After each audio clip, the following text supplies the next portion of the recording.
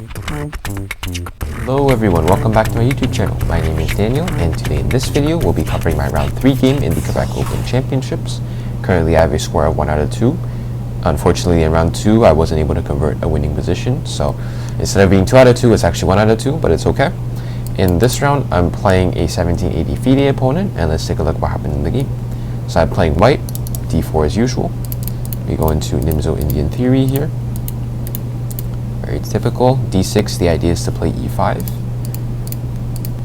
Very standard. Castles, takes. My opponent gives up the bishop for the knight. And also here, queen e7 is to get out of the way of rook to d1 ideas. And then bishop to g4. Bishop g4, the idea is to play e4. However, e4 doesn't actually work right now. Let's say I play a move like b3 to play bishop e2. Then after e4, knight d4. It looks like knight takes d4 wins a piece, because if e takes, then this bishop is undefended. However, I do have bishop takes on g4 first.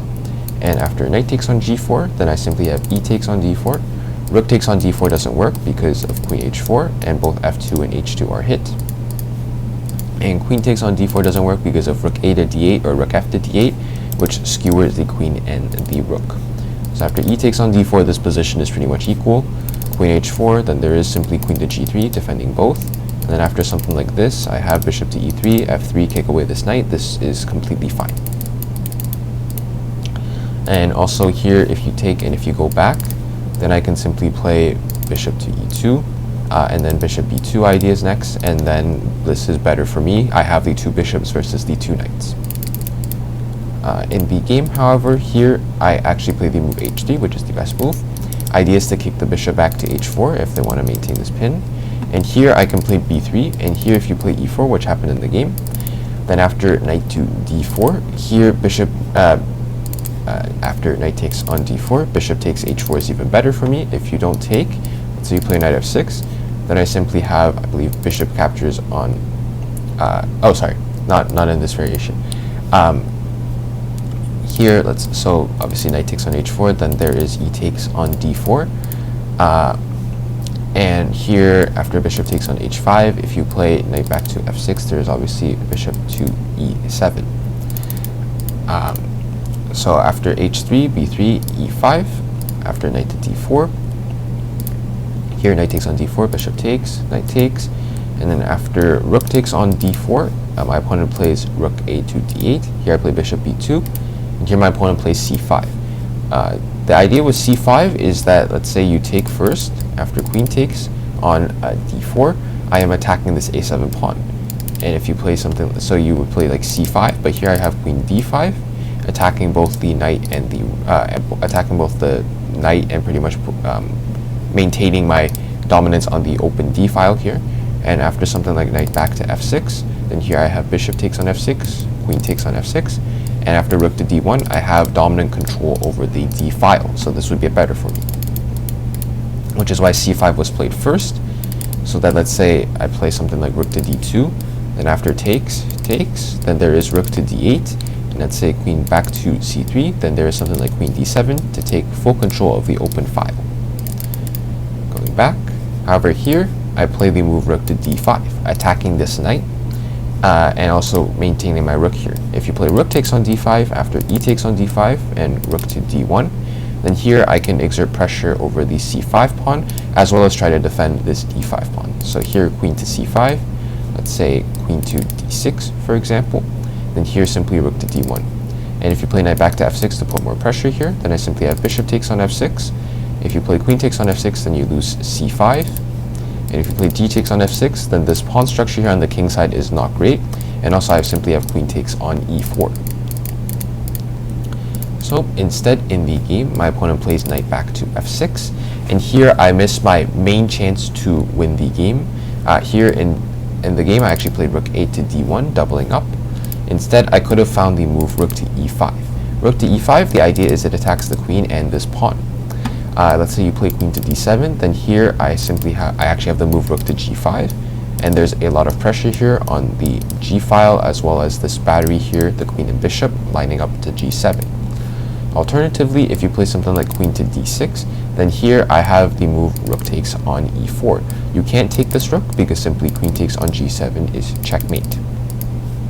And that's also why here I can play rook a to d8, rook a to d1, sorry, because if you take here, takes, and if you play knight takes, then there is simply queen takes on g7. And if you take first with the knight, same scenario, sorry, not c takes on d5, but simply queen takes on g7 is mate. So in the game, rook a to d1, b6, simply defending the pawn, but now I have full control of the open file. King to f1, I'm going to try to play king e2, and then maybe even triple stack on the d file, and utilize this triple stack to try to create some counterplay. Rook takes on d5, rook takes on d5, here my opponent plays rook d8, which is logical, trying to trade off all the rooks. Here, there is this move queen to e5 here, which I considered in the game, but I didn't really like this after, but here I actually ended up hallucinating something, which is after queen takes on e5, I thought that rook takes on d8, knight to e8, black is just simply winning, but I forgot that there is bishop takes on e5, and this is winning for white. So, which is why I played right back to d2. So queen e5 is the best move in this position. I just hallucinated the fact that black can't actually take here. Instead, I played rook d2, rook takes d2, queen takes d2, queen d7. Here I play king to e2. Idea here is after queen takes d2, king takes e2, which is what happened in the game. Maybe there's king c3, a3, b4 ideas with bishop e5, something like this. However, credit to my opponent, played really well. Knight d7, a3, f5, bishop c3, king g7, and here I just start shuffling my pieces around. There's not too much I can do. I do have to play g3 to prevent f4. For example, here, if let's say I play b4, then there is maybe f4 ideas to create a potential pass pawn opportunity. Let's say I play king c3, then maybe there's some e3 ideas to create this pass pawn, which could be a bit dangerous. Not right now because I do have king to d3, but something like this in the future could be a bit annoying.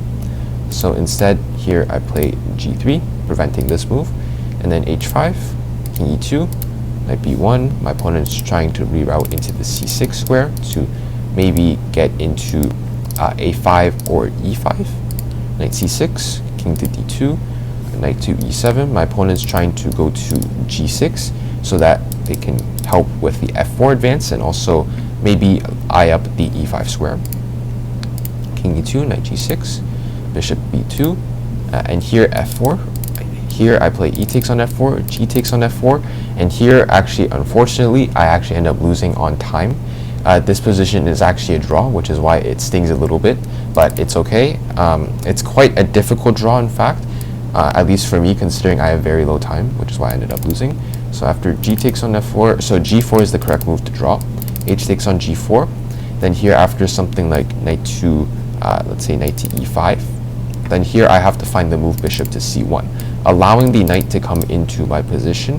However, here after bishop d2, there is no way for black to really infiltrate.